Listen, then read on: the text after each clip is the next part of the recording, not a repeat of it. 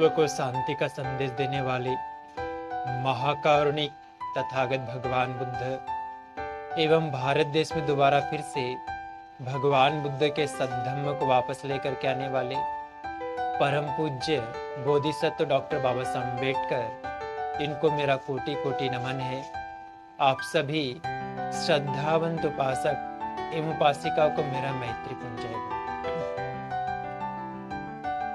विशाखा भगवान बुद्ध की अग्र उपासिका थी, गृहस्थ उपासिका थी। वो भगवान बुद्ध के संपर्क में कैसे आई? विशाखा का जन्म भद्दी नगर में धनंजय और सुमना इनके यहाँ पे हुआ। धनंजय विशाखा का पिता और सुमना उसकी माता थी। जब विशाखा मात्र 7 वर्ष की थी, उस समय उसका सारा परिवार भगवान बुद्ध के दर्शन के लिए उनसे मिलने के लिए जाता है और जाकर के उनका अभिवादन करते हैं और एक और बैठ करके भगवान बुद्ध के उपदेशों को बड़ी श्रद्धा से सुनते हैं। उस समय विशाखा भगवान बुद्ध के प्रति बड़ी श्रद्धावान हो जाती है और 7 वर्ष की अवस्था में ही भगवान बुद्ध की उपासिका बन जाती है। उसके बाद में उसका जो परिवार था विशाखा का, वो कौशल जनपद में रहने चले जाता है। वहाँ पे विशाखा के जो दादा थे, वो भगवान बुद्ध को 15 दिनों तक अपने यहाँ पे रोज धम्म देशना के लिए, भोजन के लिए इन्वाइट करते थे। तो भगवान बुद्ध के उपदेशों को बड़ी ही श्रद्धा पूर्वक विशाखा सुनती थी और सुनने के कारण उसकी श्रद्धा और भी भगवान बुद्ध के प्रति और भी अटल हो गई, दृढ़ हो गई। उसके बाद में कुछ समय के बाद में मिगार नामक एक सेठ था, श्रावस्ती का रहने वाला। वो अपने लड़के पुण्यवर्धक के लिए एक योग्य लड़की खोज रहा था विवाह के साथ करने के लिए। तो उसने कुछ मंडली को भेजा था कि योग्य लड़की मिले तो उसको खोज करके लाना करके। तो एक बार जब वो मंडली घूमते घूमते कौशल जनपद पहुंची तो उन्होंने विशाखा को देखा। उसके सौंदर्य को देख करके, उसके बुद्धिमानी को देख करके, उसके गुणों को देख करके प्रभावित हुए और उसके यहाँ पे ये प्रस्ताव रखा कि जो श्रावस्ती का जो सेठ है मिगार जो है, अपने लड़के पुण्यवर्धक के लिए शादी के लिए लड़की देख रहा है, क्या आप विशाखा की शादी उससे करवाओगे? तो धनंजय ने उस प्रस्ताव को बड़े हर्ष से स्वीकार किया और बाद में पुण्यवर्धक मिगार का जो बेटा था उसकी और धनंजय की पुत्री विशाखा की शादी हुई। शादी के बाद में एक बार जब मिगार अपने यहाँ पे भोजन कर रहा था तो उस समय एक भंते जी भोजन के लिए आते हैं, भिक्षाटन के लिए निकलते हैं। तो द्वार पर आते हैं विशाखा के द्वार पर। उस समय विशाखा अपने ससुर को मिगार को भोजन परोस रही होती है।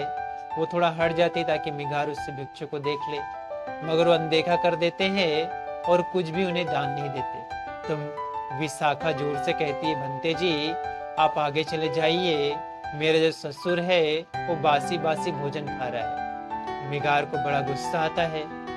वो कहता मैं क्या बासी भोजन खा रहा हूँ? विशाखा कहती हाँ, तुमने जो पहले पुण्य किए थे, अच्छे कर्म किए थे, उसी का फल भी खा रहे हो, मगर नया कोई पुण्य नहीं करते हो, अच्छे कर्म नहीं करते हो, इसलिए तुम्हारा बासी ही भोजन है। मगर उसको ये बात समझ में नहीं आती और वो गुस्सा हो जाता है। और गुस्सा होने के बाद में मीटिंग रखता है कि विशाखा में ऐसा ऐसा दोष है, या ऐसा ऐसा बातें करती है, इसको हम नहीं रखेंगे, वापस इसको भेज देंगे इसके मायके में करके।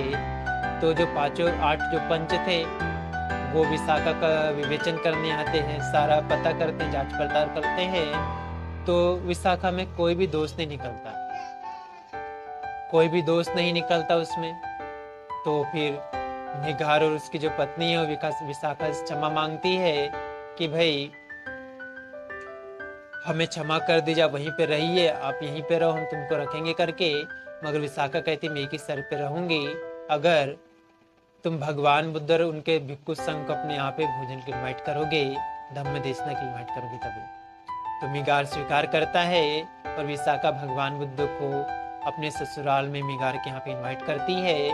और भोजन दान देने के बाद में जब भगवान बुद्ध धम्म देशना कर रहे होते हैं तो मिगार भी दूसरे कमरे में रहने के कारण उस धम्म देशना को बड़े ध्यान सुनता है और भगवान के प्रति बड़ा श्रद्धावान उपासक हो जाता है। उस दिन से जो मिगार है वो विशाखा को अपनी माता के समान समझने लगता है और हमेशा उसे अपनी बहू को माता के रूप में सम्मान देने लगता, माता कह के बुलाने लगता है। उस दिन से विशाखा को मिगार माता के नाम से जाना जाने लगा।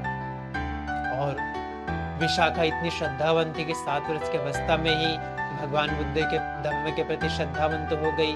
बड़े अच्छे से धम्म को समझा जाना, श्रद्धावंत हो गई, भगवान की अग्र उपासिका भी हो गई और अपने परिवार के साथ साथ अपने ससुराल के लोगों को भी भगवान के प्रति श्रद्धावंत बना दिया। भवतु सब मंगलं रक्षन्तु शब्द देवता सब बुद्धानुभावेन सदा शुद्धि भवन्तु ते। भवतु शब्द मंगलं रक्षन्तु शब्द देवता सब धम्मानुभावेन सदा शुद्धि भवन्तु ते। भवतु सब मंगलं रक्षन्तु शब्द देवता सब संघानुभावेन सदा शुद्धि भवन्तु।